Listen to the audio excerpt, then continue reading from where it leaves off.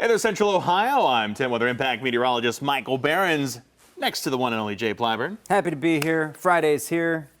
Thank goodness. Thank goodness. It's been a pretty nice week of weather, although we Yeah. did deal with some rain. We did deal with some rain. Yesterday, most of those storms we were watching, they stayed south of Columbus, so Yeah, a lot we of didn't us get hit stayed dry. at my house. Yeah, I mean, it wasn't bad, but boy, did it get cold. Well, that's what I was once going to that say. came through. We went for a walk last night, and we all rolled outside in our shorts and T-shirts and said, we should put jackets on. So This we is went a back mistake. in I got to and go back in. needed some extra layers last night and this morning. Yeah, I mean, I was out last night. I was at the Sonic Temple Festival here in town. We'll be back there again for a little bit this weekend. But once the sun went down, boy, did we regret not having a second layer. You got to dance harder at that point. I guess so.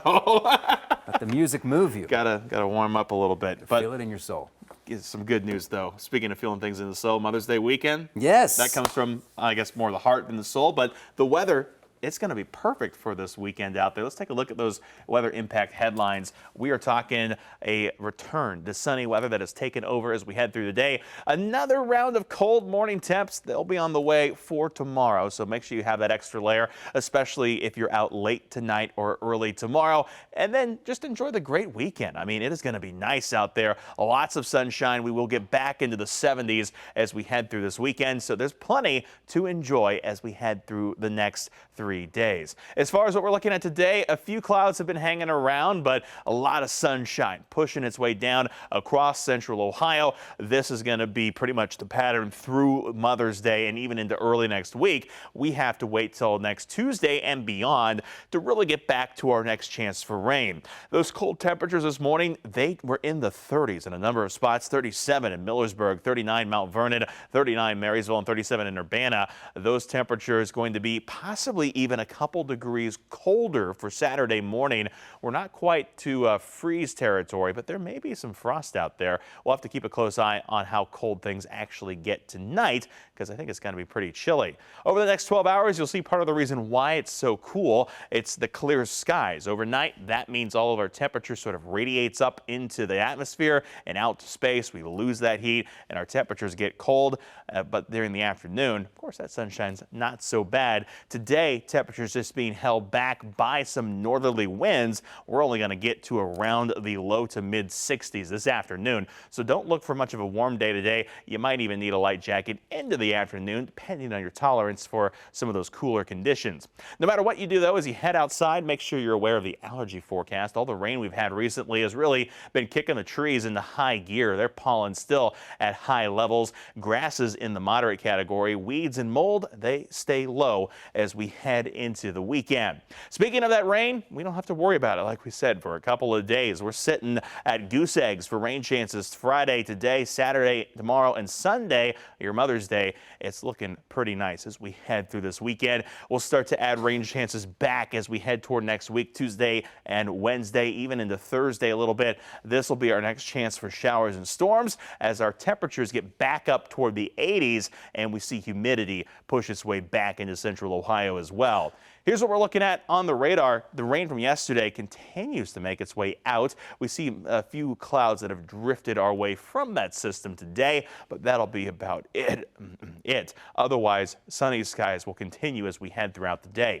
Your hour-by-hour forecast here shows nothing but sunshine as we go through Friday afternoon, even as we head through tonight. Really, not even a cloud pushing through. That's part of the reason our temperatures get so cold. Saturday, if that time wasn't moving, it'd be hard to tell anything's happening because there is just nothing on the hour-by-hour forecast other than a few stray clouds. It is a perfect weekend to get out and enjoy. I want to make sure that you take advantage of it because it's not always guaranteed this time of the year. We're kind of in that springy weather pattern.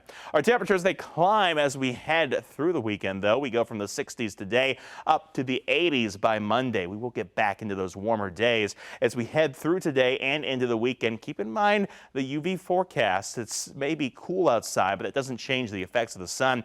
UV forecast is a level 8, very high. Make sure you're covering up using that sunscreen, especially if you're outside for any kind of prolonged period of time, and reduce exposure to the sun when you can, because there'll certainly be plenty of it through this weekend. A closer look at that Mother's Day forecast out there. Our temperatures remain very nice from brunch to dinner. It is going to be perfect weather across central Ohio. 50s and 60s early in the day. That'll push more toward the 70s by the afternoon. A few clouds clouds could come through after the noon hour on Mother's Day, but for the most part, ample sunshine will come through that. Those are going to be more mostly sunny conditions than anything else by the afternoon. We get back up to 80 again as we head toward Monday, but then we see shower and storm chances return with the humidity by Tuesday and Wednesday. We're back in the 80s by Thursday. I think we could even see a few scattered showers and storms linger their way into that Thursday forecast as well. Really kind of back to that spring weather pattern as we head toward next week. So did we drop into the 30s overnight? Here in the city, we didn't officially make it down into the 30s, but outside the city, we did. I think there's a chance that even in parts of Columbus, we could hit 30s Saturday morning. I was just saying, there's no chance we're going to get back into the 30s because the 70s, I jinxed us. I was going to say, if you watched yesterday's show, you'll remember that conversation. I was like, I don't know. I don't want to say that yet. You're like, I'm done with it. Done with the 30s. I'm done. I said it here yesterday, and then talking to my wife this morning, she was like, gosh, I hope the flowers are okay that we planted because it got so cold. I said, well, yeah, it did get colder than I thought it should. Yeah, thankfully, I mean, I think we avoided the frost freeze conditions this morning, so I think the flowers should be good for now. I think so. But keep an eye on tonight. We got a potential to get a little bit closer to that. So not out of the woods just yet with the cold conditions. Definitely not. At least the weather is nice out there. That is the big benefit that we've seen. And, you know, that means a lot of us, well, like you were saying, getting outside, planting flowers, doing things. But you know what else is the perfect time to do? Swim? Swim? Well, it's not warm enough for that. No, not quite yet. How about birds? Birding. Birding, yep. Grab binoculars, head outdoors, grab some chairs, and watch some birds. This is the biggest week in American birding kicking off today. The event brings people from all around the world to Northwest Ohio. They're looking for the warblers and the songbirds as they migrate back to the northern states and Canada. Speaking of getting outside, turning now to Ohio's waterways. Not quite warm enough to swim, but they certainly are to fish. They're known for some of the best fishing spots in the country, and one angler in Northeast Ohio caught what can only be described as a unicorn. Check out this 9-pound, 3-ounce largemouth bass.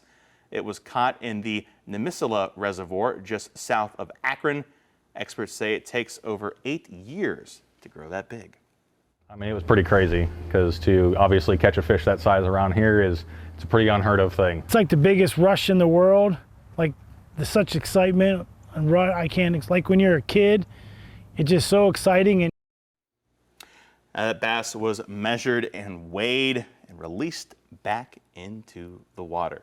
The fish survives another day. It survives to be caught again. He's a big guy. That is a giant old fish right there. 8 years. You know what else the warm weather means, Jay? Swimming. Bugs. Bugs are Bugs. next. Oh, yeah. It certainly does. We'll get to swimming eventually. We got to get warmer, though. The warmer weather, that means the bugs are out, and that includes ticks. Oh. Fortunately, those things are kind of pests out there. Nasty. This tick risk increases your risk for Lyme disease as well. Cases are low in our state right now, but you know they say expect more to come during the summer months.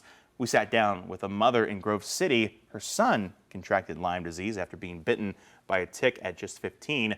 She says he was able to eat for a year and a half or wasn't able to eat for a year and a half and had to get his nutrition through a medical grade drink. Jeez. That's wild. She also says that he battles every day with cognitive and physical pain. He couldn't experience anything like a normal teen experience. No high school. He was homeschooled. He can't work. He can't go to college. Yeah, those ticks are certainly not something to play around with. Some people, you know, they don't even realize that they've been bitten by a tick. Medical experts that we've talked to over the years say it's important to check yourself when you come indoors. You should call your doctor if you cannot completely remove the tick to avoid getting a disease from it. Hallmark symptoms of fatigue and headache, body aches, lymph nodes that are swollen. And that's also what makes Lyme disease hard is those are kind of generalized symptoms we have when we don't feel well. Here's how to protect yourself and your family. Wearing long pants and tuck them into your socks is a good way to make sure ticks can't get in, and put on an insect repellent with DEET. Ticks are most likely to be found in areas of tall grass, brush, and trees. Experts say if you're hiking, stick to the mowed areas. And like you said, the tick check can go a long way. Absolutely. Out hiking with somebody, especially kids, just look them over after you get inside. Yeah, better to take the extra time to try to find a tick and not find one than don't do it and have one latched on somewhere. Exactly. Yep.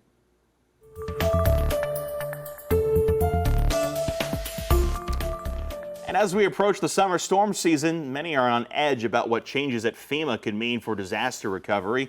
The embattled agency, unfortunately, going through another shakeup thanks to the Trump administration. The Department of Homeland Security says the acting FEMA administrator, Cameron Hamilton, has been fired. It comes a day after Hamilton broke with the Trump administration when he told lawmakers in a hearing he does not support dismantling FEMA. Hamilton was appointed by Trump. Multiple sources say he was escorted out of the federal agency's headquarters on Thursday. A Department of Homeland Security spokesperson confirms DHS official David Richardson will take over immediately. She declined to explain why Hamilton was removed from the post.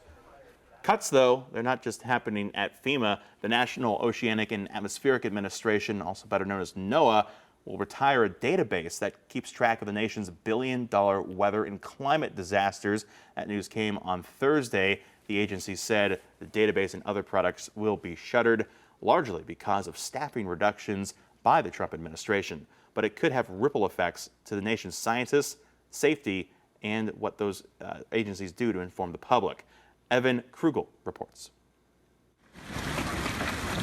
Some storms aren't just measured by the size of what falls. Tennis ball size hail in Wheat Ridge, 2-inch diameter hail in Denver. Some are measured by how much it costs to clean up. Weather geeks, climate geeks, you know, we love to unpack all of it. Becky Bollinger knows a thing or two about hail. I would like to think so. The former assistant state climatologist was there in 2019 to record one of the biggest hailstones ever found here. Yeah, well, Russ measured it and I stood there and watched and took a picture. And She's been tracking disasters in Colorado for decades and often relies on info from a NOAA database that shows the cost of extreme weather events. I think it's a super big deal. Today, Becky found out that database will no longer be updated. Yeah, I think this decision essentially comes down to anything that really has the word climate in it is kind of being targeted. I can say that being a climate scientist myself, that this is something that we're seeing